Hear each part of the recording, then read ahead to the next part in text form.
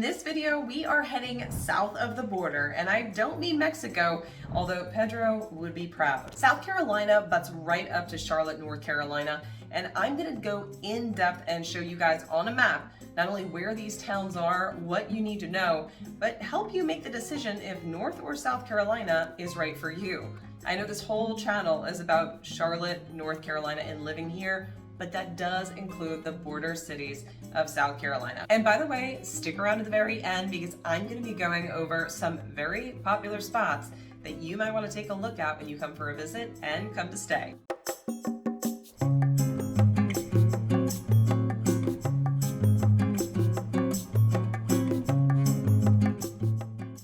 So let's start with Fort Mill, South Carolina. Fort Mill sits right here. I'll go ahead and pull out the actual map for you to show you where the borders are.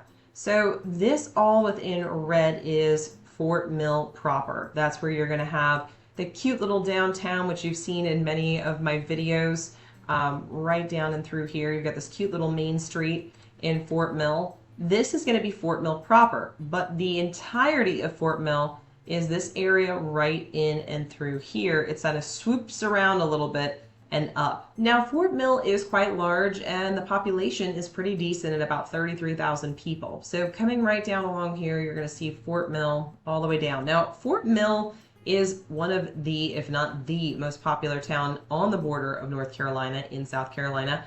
And there's some great communities that you need to be aware of. Now, one of these areas that's quite popular is called Baxter Village. Baxter Village is gonna sit just down I-77, literally right on I-77. But as we look closer into the Baxter Village community, you're gonna notice there is a lot going on. So the first thing you're gonna see, lots of shopping and dining. So you've got some shops and dining right in through here. But what you're gonna feel from the neighborhood is going to be, how should I say it, Charleston-esque. These beautiful front porches and tree-lined community is absolutely stunning. There's a front porch, I think, on every house in here. Now, the prices do vary in this neighborhood. You could get a home for $600,000 or you could get a home for $1 million. It's definitely a variety when it comes to this, and the property sizes are going to be a variety as well. So keep that in mind when looking in this location.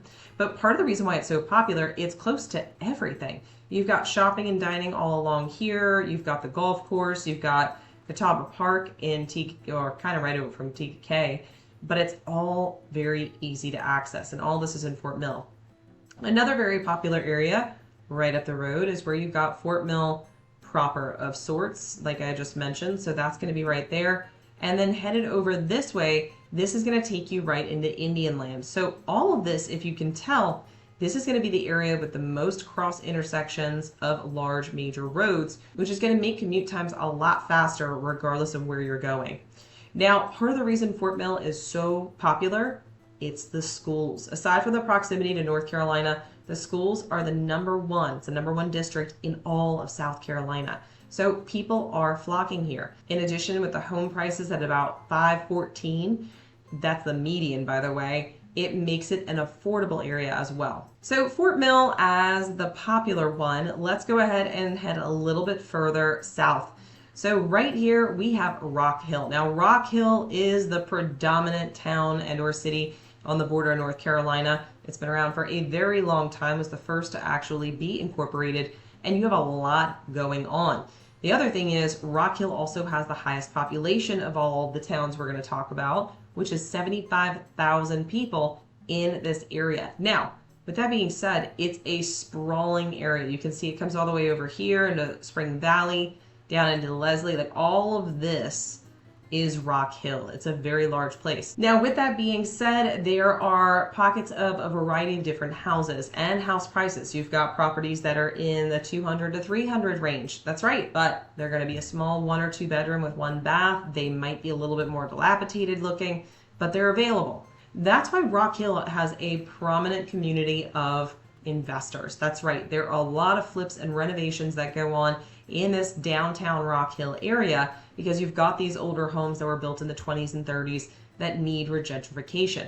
Now, the further out you go from the downtown Rock Hill area, especially out towards Springsteen and right up and around this way, you've got more property, more availability, and some beautiful homes. There's a lot of new construction going on, not only in Rock Hill, but also in the Fort Mill area. Your prices are going to be higher though than the median. In fact, most of the developments in these two areas are probably going to be starting in the 600s and go up from there, depending upon how much house and how much property. I'll put a little asterisk on that. Now, one of the things that Rock Hill has going for it is the affordability. With the median home price of about $300,000, you're going to have a little bit more opportunity to get a better bang for your buck. Now, Rock Hill also has a more prominent downtown area. So if we zoom in here, you're going to notice there's places like 𝗨𝘀 French Bakery, which there's 3 others in Charlotte. And there's quite a little cute downtown area. All of this is little downtown. There's a beautiful park right here, right next to City Hall. They've done a phenomenal job of regentrifying the downtown area to make it a place that people actually want to visit. Now, while the population or growth in population of Rock Hill has slowed down just a little bit, it still remains one of the more popular cities south of the border. I'm Kayla Lindsay with Living in Charlotte, North Carolina. If you've been thinking about moving to Charlotte or the surrounding suburbs, go ahead and subscribe below so you can be the first to learn about the current market here in Charlotte, North Carolina. And I love helping people just like you who are looking to move to Charlotte, North Carolina or relocate to another area town. So whether it's 9 days or 90 days from now, feel free to give me a text, a call, an email, or even set up a Zoom meeting. All of my contact information is in the description below. I'd be happy to make your move everything you want it to be. Now from Rock Hill, we are going to head eastbound right over here into Indian Land. Now Indian Land stretches a little ways south and it has a far lesser population, but Indian Land is growing quickly. In addition to that, if you take a look, it's right over the border from Marvin in North Carolina. Now this placement, although quite elongated, actually runs all the way down this way until it hits Lancaster. Indian Land has prominent location close to Ballantyne and Marvin, which are 2 very affluent areas of Charlotte. Now with that, you're going to get the prices for it. Not only do you get more land and you get proximity, but you also get bigger houses. This is also going to lead the median home price to be higher into the mid 500s. Do I love Indian Land? Absolutely. Biggest challenge you're going to have though is commute times. It's all the way, it's further south right here over the border here. But it's also a little bit further east from I-77. So if you do need to go to the airport, you're probably looking at a 35-minute drive, give or take, which still isn't bad. But if you're commuting daily, it might be a little bit much to handle. But Indian Land, absolutely love it. Beautiful place to live. Now from there, we're going to zoom out a little bit and we are going to start heading eastbound. Now, before we get too far east, I'm going to hone in on this little town right here, Tega Cay, South Carolina. Tega Cay is an older development, or should I say neighborhood. It's not a development. Many of the homes that, as you can see, you see these little squirrelies right here, these are all residential roads with houses on them. Now, the interesting thing about Tega Cay, as I go to my satellite map here, you're going to notice not only is it heavily wooded, which is absolutely beautiful, but there's also golf courses scattered throughout, and not a whole lot in the way of shopping and dining. Well, that's true. Tega Cay mostly has just residential, and you actually leave Tega Cay to get to most of your shopping and dining. There's a little bit right on the border here. So why do people love it? Well, first off, many of the homes were built between the 70s and 80s. There are still newer construction being built, but most of it was built out at that time. So you've got that kind of architecture and that kind of building designs. Now, another thing people love about Tega Cay, it is actually a lake community. I know that sounds crazy to some of you because if we were to zoom out, you'd barely even notice it. But this entire town is practically surrounded by the Catawba River and Lake Wylie. So why do I point that out? Well, if you're looking for lake property, this might be a great town to look in, and you might get some nice deals when compared to Lake Norman to the north. So zooming out from Tega Cay, I want to take us even farther west. We're going to hit York, South Carolina. This is York right here, cute little town. As you can see, it's got a nice little downtown strip area right here, plenty of shopping, dining, you name it. And as you can tell by this layout here, see all these cars in the back? I love this design because it shows how old this town is. All of these shops and stores have been here for a long time. And in fact, there isn't a whole lot of street parking. So instead, they put all the parking to the back, and you can either walk through the shop from the back or walk through these little walkways right here that are available. But why do I bring up York? Well, York has become more and more popular. If we take a look at the overall map, York sits pretty far out from Charlotte, and you might wonder why someone would want to live there. Well, if we take a look at commute times and where it truly is, you're only looking at about a 35 to 40 minute drive to get to this Valentine area right here. So it's not too terribly bad. In fact, you can also get up and through Lake Wylie and up into downtown probably in about 45 minutes. Now that doesn't sound like much to some, but it sounds like a lot to others. So if you're looking for shorter commute times, being close to things, Fort Mill is where you need to be, or Indian Land. But if you want a better bang for your buck, you really need to consider York. Now, York, their property prices are far lower, and I would say they are probably the number one on the list for cost of living, meaning the most ideal cost of living or lowest cost of living of all the towns we're going to talk about today. Now, with this, you're also going to get more house and more land for a lesser cost. The cost to you, proximity. You're going to be further out from everything. As you noticed earlier when I went to the satellite view, there's still a lot of farmland out here, and they are starting to develop it more, but it's going to be a little while before all of this area in between becomes developed. So it'll be a little bit more isolated for a time. Now, this is just the hub of York. York actually circles all the way around this area here, so don't think that this is the only place where the town is. That's just where the downtown is. Now, just north from there, I want to talk about Clover. Clover has a very similar feel. Now, as you can see from the satellite view, this is the little downtown area of Clover. It's very small. Now, while this little downtown area of Clover is small, the area that Clover covers is quite large. In fact, it goes all the way to the North Carolina border, down and around this way, and back up again. It covers many square miles. With that, though, this has become a more and more popular area to expand to, perhaps even more popular than York. What York has going for it is that it's more populated, meaning there's a better little downtown, an actual hub where you can feel a sense of community. Clover's a little bit more spread out, and because of that, the sense of community is a little bit lacking, but it's still there. You just have to look for it.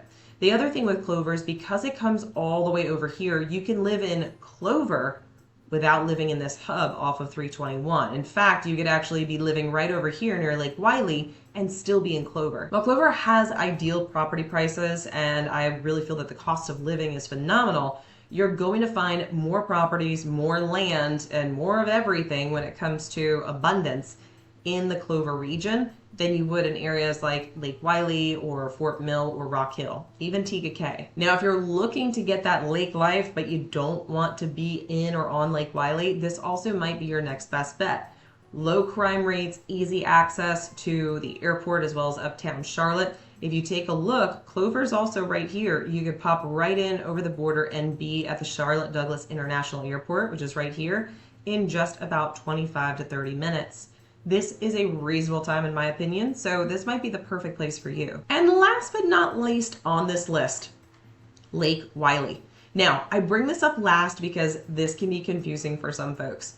Yes, Lake Wylie is the lake, as you see right here, but Lake Wylie is also a town. This is the town of Lake Wylie right here. Now, some of the best features, in my personal opinion, about Lake Wylie is the fact that it's completely surrounded by the lake, except for this little bottleneck right here.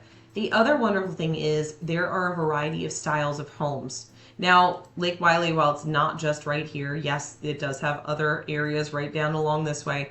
There's a ton of lake access. So even if you're not living on the lake, your community might actually be on the lake. And along with that, more lake access. Now, the other thing I love about it, there are still actually lots available down and through this region where you could build your own home. Some of them are lakefront, some are not, but the price point for Lake Wylie, when we're talking median home value, is $680,000. Now, I tell you this because it's actually the highest median value that we've reviewed from any of the towns thus far. Part of that is because of proximity. Well, a lot of it's because of proximity to Charlotte, the dining, shopping, activities, etc., but it's also the limited availability. So the nature of Lake Wylie, because it's so small, there's not a lot available. This is driving prices up, which is bringing you that 680 median. Now, the other thing I will point out, the lesser homes available, the heavier that median price is. Meaning, if you're in another region that has a lighter median price or lower, like Rock Hill, which is in the 300s range, It's because there are a lot of small homes and a lot of big homes. It's a wide range and there's a lot of them. Lake Wylie, there's less homes with a more high price point to them, so it's going to pull that price range up. Either way, I think it's a phenomenal place to live. So what's your favorite in South Carolina? Which town is it? Do you prefer a little bit of privacy all the way down here in Indian Land? Are you more of an outdoorsy person who wants to be closer to the mountains and sit up here right in Clover? Or do you want proximity and you want to sit somewhere in Tega Cay, Lake Wylie, or Fort Mill? So of all of these towns, there's probably one for you. And if there's not, there's always North Carolina. Now that being said, you stayed until the very end, and I want to share with you some fun facts that you may not have known. And it's the two top areas where you can find the best prices for lakefront property. Number one on the list, Tega Cay. As I mentioned earlier, it is lakefront, but most people don't think about it because the homes are older and they don't look in the Tega Cay area. The second one is going to be right in here. This little peninsula right out here is the perfect spot to find a lakefront home. They're going to run far lower than some of the other areas around the Lake Wylie town, as well as all the way down here, even Ebenezer Park area. It's very private all down and through here. You're not going to get the best pricing. But right here, you're going to get proximity and price. And guess what? It's going to be hundreds of thousands of dollars less than what you'll find on Lake Norman in North Carolina. So take that food for thought if you're looking for lakefront property, and maybe South Carolina is the place for you. So hopefully this answered some of your questions about South Carolina and gave you a better lay of the land. So now you can navigate a little bit clearer, at least on a map. If you have more questions about South Carolina, the real estate in South Carolina, or anything south or north, go ahead and drop it in the comments below. I'm here to answer all of your questions. And as I mentioned earlier, I am here to help people just like you relocating to the Charlotte, North Carolina and South Carolina areas. So if that's you, all of my information is in the description below. Seriously, give me a call, a text, an email, set up a Zoom meeting with me, whether you're moving 90s or 90 days from now across the country, across the world, or just across town. I'm here to make your move everything you want it to be. So until next time, I look forward to showing you around town.